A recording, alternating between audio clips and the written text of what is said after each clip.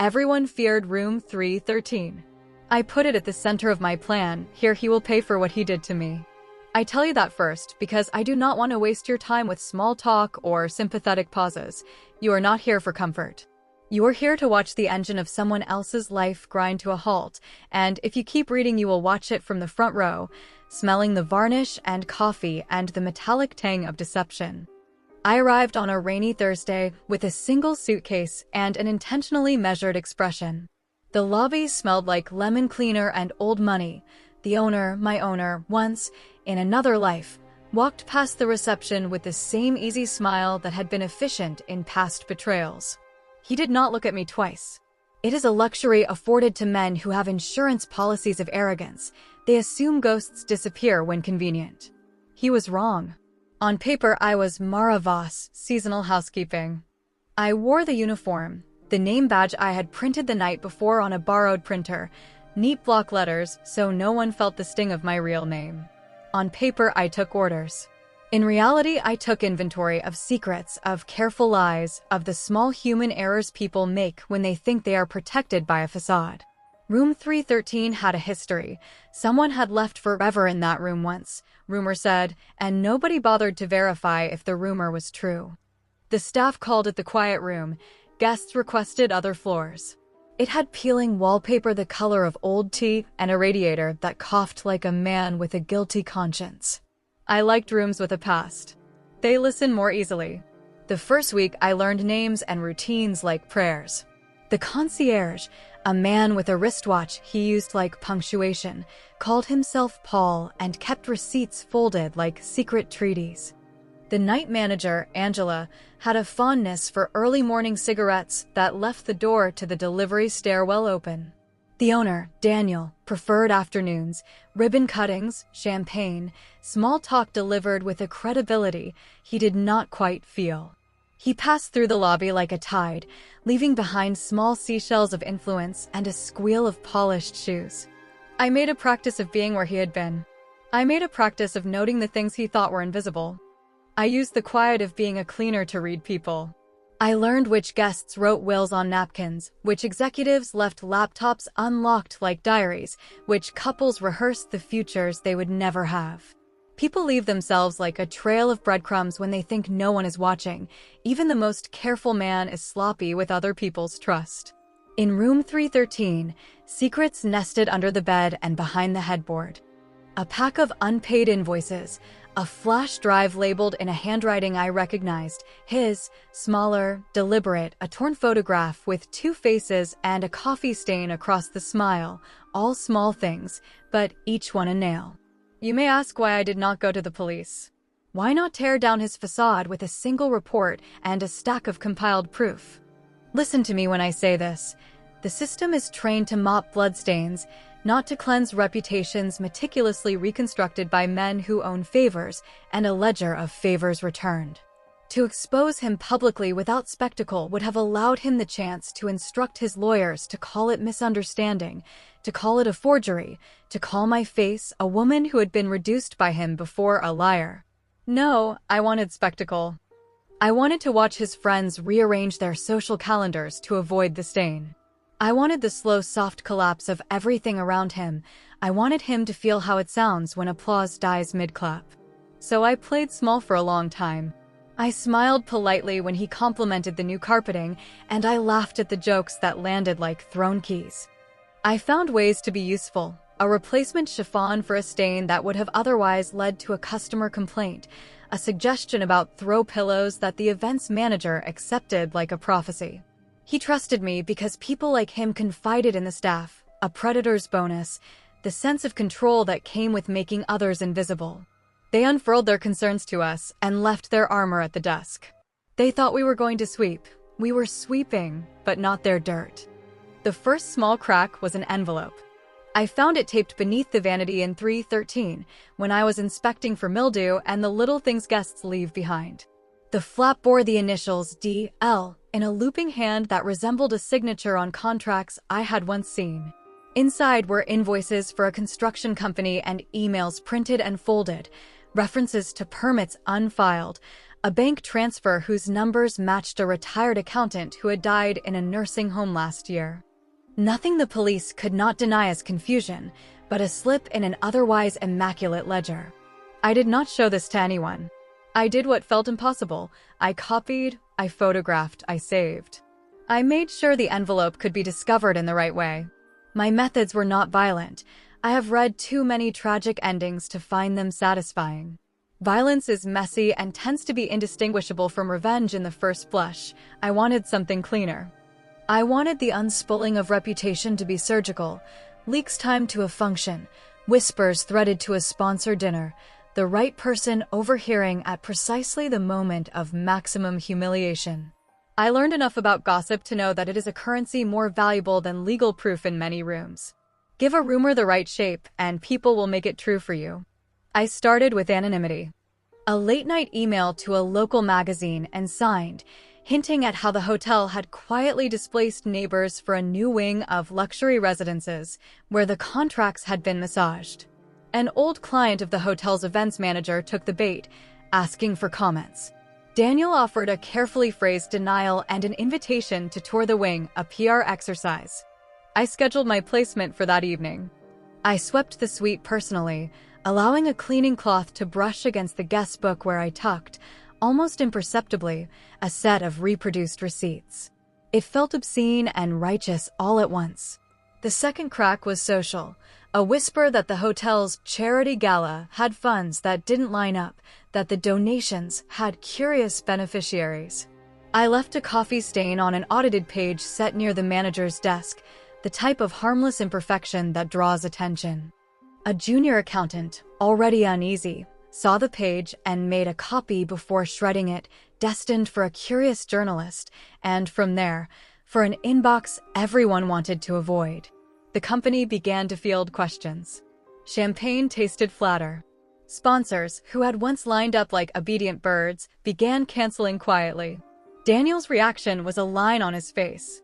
He started to glance toward the service corridor when he spoke, to check for someone wearing a badge that revealed a cleaner's anonymity.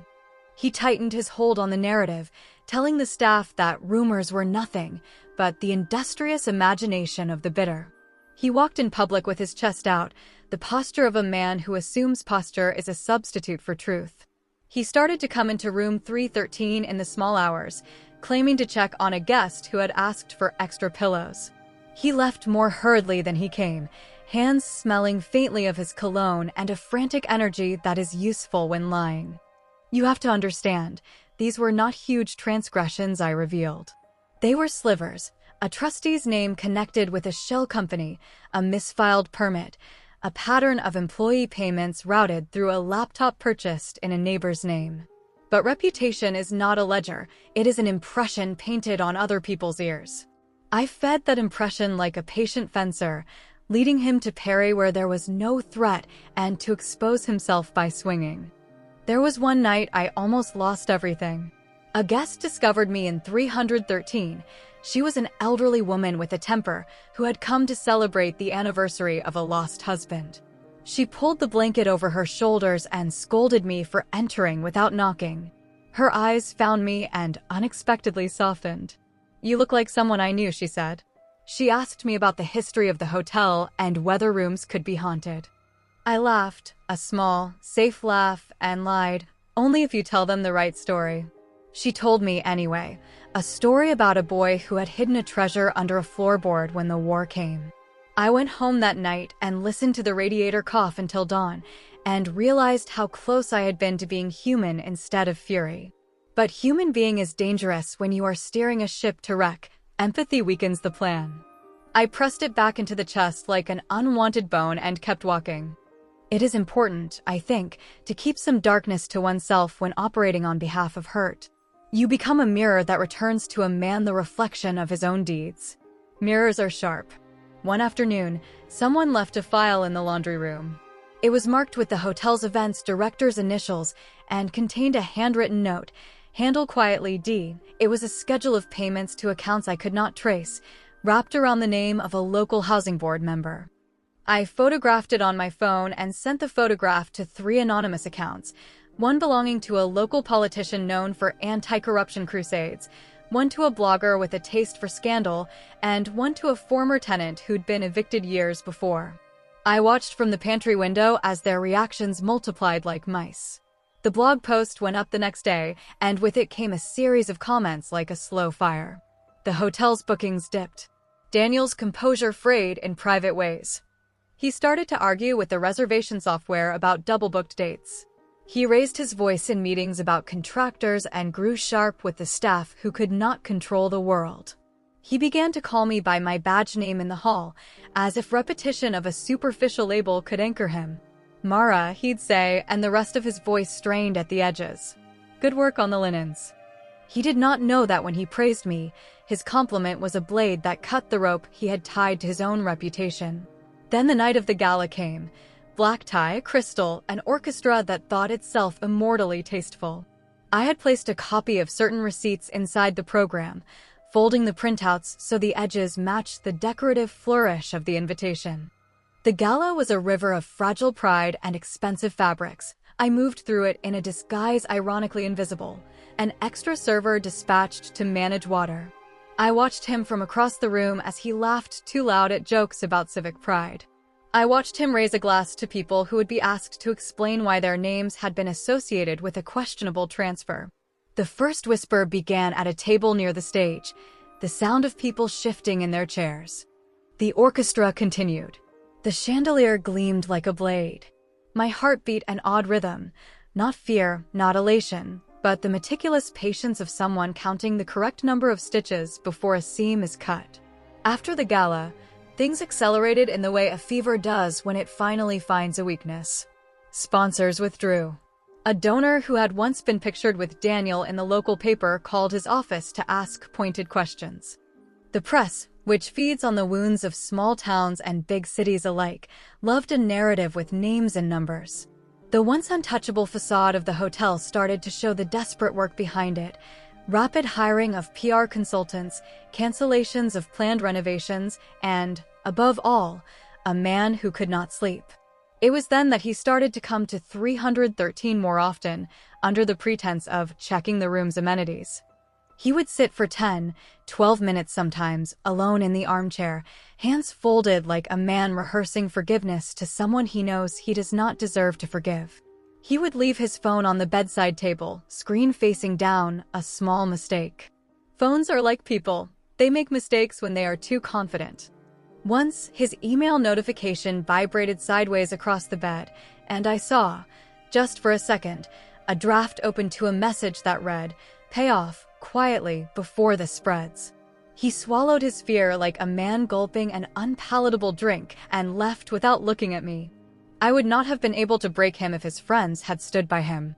The cruelest part of dismantling a life is that it often requires friends to be methodical in their abandonment. I learned which of his associates loved him like roommates love the electricity bill, with affection but without devotion, and which loved the idea of him for reasons grounded in convenience. The difference made all the difference. When certification agencies called, the answers he could give were coherent only if the world allowed him the benefit of a tidy lie. When the accountant I had photographed years before showed up with a subpoena in the hands of an investigator, he shook with a hurt that was equal parts bewilderment and the realization that the ledger had teeth. There was a particular night when everything felt poised at the edge of a visible cliff. A reporter knocked at midnight insisting on talking about the gala. A sponsor sent an email that read, "Please explain," in 3 frighteningly even words. The owner paced the halls with the kind of energy that makes antique clocks nervous. He began to question the staff openly. "Who is leaking?" he asked, voice like a loose wire. People pointed at each other with the thinness of animals trying to imitate an authority they thought they had. "Not me," Angela whispered, but whispers are the first language of a crowd abandoning a man. I moved through the corridors like a shadow and observed the theater of his unraveling with a calmness I did not entirely understand. I must be honest, revenge is a poor substitute for the things it pretends to cure. At nights, I dreamed of 2 timelines, one in which his fall absolved me, and another in which nothing I did could mend what had been broken. The second timeline was more honest. But within the first timeline, there were moments of pure satisfaction, small, cold precisions, The way a name withheld from a guest list suddenly became headline. The way a financier's photograph was pulled down from a charity wall. The way the owner's smile, once natural, tense like a muscle cramping in mid-sentence. People began to murmur his old misdemeanor's name without prompting. The scandal that had once been hushed resurfaced as if the town had a memory it refused to forget unless forced. And then there was the night he finally came to confront me in 313. He did not knock. He barged, his breath too close to the knob, his eyes glassy with shame wrapped in self-righteousness. He had me where he had once promised to keep me safe. He spoke first, not with accusations, but with a kind of pleading that makes men dangerous, because it sounds like dignity. "Who are you?" he asked, though he had known me once, had learned every freckle on my knuckles, had memorized my laugh. "Why are you doing this?" he asked, as if my wrongdoing were a theft he could return. I told him the truth, not the legal truth, but the human one. I told him in a soft voice how promises weigh heavier than crowns, how words turned into doors and those doors slammed on me. I told him that I had watched him build his palace on other people's uncertainty and that I had decided not to let it stand.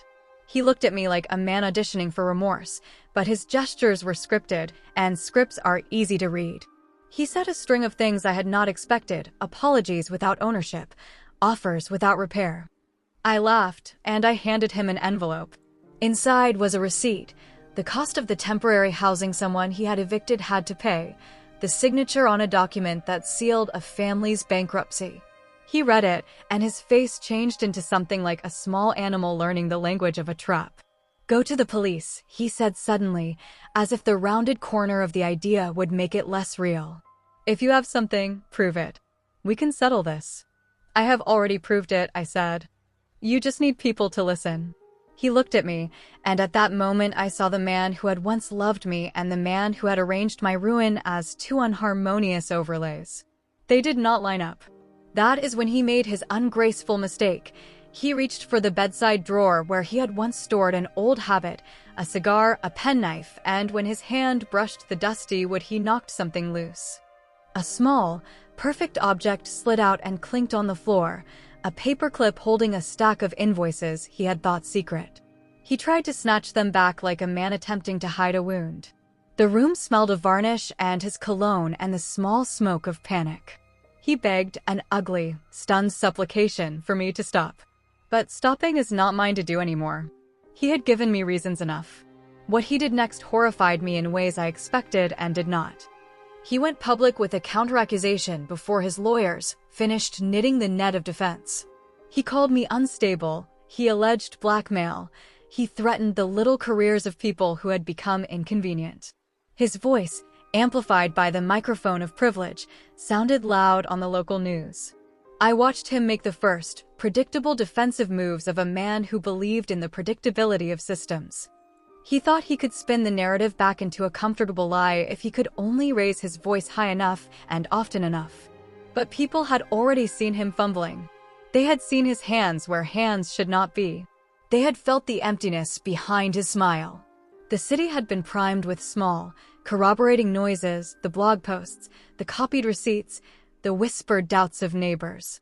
The counteraccusation landed like a heavy shoe on a surface already cracked. Some rallied, old friends issued statements about loyalty and due process. But the rest, the more dangerous rest, began to murmur. Maybe the man who loved him did not know everything. Maybe the man who lent his face to his charity did not read all the contracts. The machine of public opinion, once started, has a particular appetite for justice spelled as spectacle. It chews slowly and presents the bones. I do not take pleasure in seeing anyone truly broken. I take no joy in watching a man disintegrate on the altar of my pain. But there is an art to the narrative of reparation. I wanted his accountability measured in the currency he thought most secure, reputation. I wanted the people who had helped him, chosen him, and celebrated him to feel the tiny, unbearable necrosis of betrayal bleed into their own lives. If they could not see what they had done, perhaps seeing what they had allowed would teach them tangibly. In the months that followed, the hotel's bookings cratered in quiet, professional ways. Conferences went elsewhere. A travel critic wrote an essay about how charm dies in buildings that forget their ethics. Daniel agreed to a deferred sale of some of his properties to cover obligations, and finally the bank, impatient and unimaginative, called in a loan he had planned to refinance. It was painfully mundane. Men prefer dramatic endings, but reality often offers only bureaucratic slow deaths, spreadsheets, cancellation emails, signatures at midnight. Yet, even these small administrative deaths have a satisfying cruelty because they involve people calling to ask where the money had gone. The last time I saw him in the lobby, he paused by the reception desk as if to ask for something. He did not. He left without the parade he used to import with him, no ribbons, no cameras, only an indistinct shadow and the small rattle of keys. I watched him go and felt, briefly, an emptiness like a room suddenly unlit. It surprised me more than I expected. When you set a thing into motion, you idealize the moment of arrival. The fall will be grand, the gasp will be audible. But often the finale we dream of is not the reality. The real moment is messy, as ordinary as spilled coffee and the archive of canceled reservations. People ask if I felt better. The truthful answer is complicated. Sometimes I wake to the echo of a radiator and feel a thin satisfaction that is more relief than triumph, relief that a certain dangerous complacency in my town had been shaken. Other nights I wake feeling the weight of actions that cannot be undone, and I mourn the parts of myself that had to become something else to execute the plan, colder, more precise, a little less available to tenderness. Revenge carved out a cavity in me that held facts and strategies and a low, necessary anger. That cavity does not fill easily. I do not pretend to have purged my pain. I simply redirected it. I used a room that people feared to focus a truth they could not deny, that people in power often build on the backs of the invisible. I used room 313 as a mirror and a stage, and in the mirror, he saw himself. On the stage, he performed his own unmasking. What I learned through all of this is ugly and practical. Reputations are fragile, and the currency of rumor, if curated, will eat through marble. Some of you will call me cruel. Some will say I should have chosen another route. But I ask you, when promises became doors that slammed on you, when your life was traded as if it were a cheap painting at an estate sale, what would you do? I did what I had to. I turned the architecture of a man's pride into the theater of his downfall. Room 313, for years the hotel's silent secret, is now empty most nights. Guests avoid it still, superstition braided with residual gossip. I sometimes pass by the service corridor and listen to the radiator cough. It reminds me what can be coaxed from silence. There are consequences I still pay, a certain loneliness that hums under my ribs, a metronome of caution in new relationships, the knowledge that the safety net I thought existed between justice and revenge is a series of assumptions. I do not regret the exposure of truth. I only regret the parts of myself I lost along the way, the woman who once believed that people would act rightly if only provided with the facts. People are not arithmetic, they are stories, and stories bend toward the dramatic. I bent one. If you are listening, remember this. Some rooms are quiet because they are empty, others are quiet because they are full of things people would rather not see. I used the quiet of room 313 to make the world watch. He paid in reputation and in the sting of small public humiliations. I paid in nights without sleep and in the thinning of my laughter. We both paid. The ledger, in the end, balanced in the specific way such ledgers do, not in absolution, but in consequence. And in the doorway where he used to stand, I left the key on the counter, not as a mercy, but as a record. If anyone asks why the hotel lost its sparkle, tell them a woman once took a room and made sure that a man could finally see the weight of what he'd done.